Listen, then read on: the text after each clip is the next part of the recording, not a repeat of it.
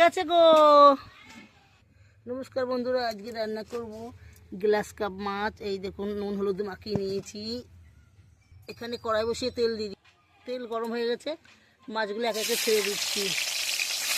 আজকে মাছগুলো বোমা হেভি সাইজ হয়েছে। মাছগুলো নেড়ে ছেড়ে ভেজে নেব। এই মাছগুলো ভাজা হয়ে গেছে, এইগুলো তুলে নিয়ে আবার বাদ বাকি মাছগুলো আবার দিয়ে দেবো।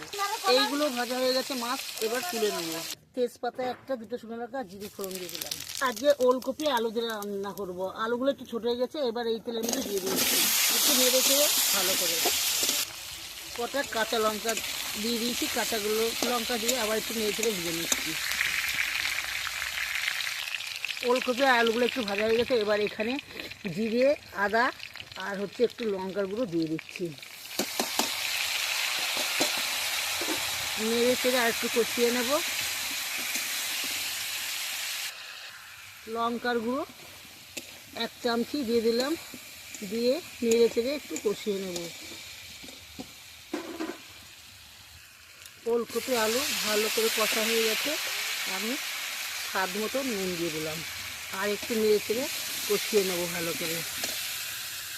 ওলকপি আলু আর মশলা দিয়ে ভালো করে কষা হয়ে গেছে, এবার আমি জল দিয়ে দিচ্ছি।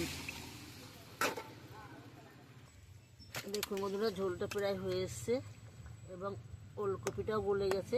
এবার এই ভাজা মাছটা আমি দিয়ে দিচ্ছি।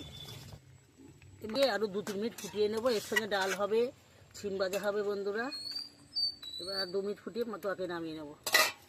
ওলকপি আলু দিয়ে গ্লাস কাপের মাছ দিয়ে আমার ঝোল হয়ে গেছে বন্ধুরা। এবার নামিয়ে নেব। আমার রান্না দেখে যদি ভালো লাগে লাইক কমেন্ট শেয়ার করবেন। এবার একটা লাইক সাবস্ক্রাইব করতে ভুলবেন না। বাই, আবার ঠাকুমা রান্না করে দেখা হবে। এবার নামিয়ে নিচ্ছি।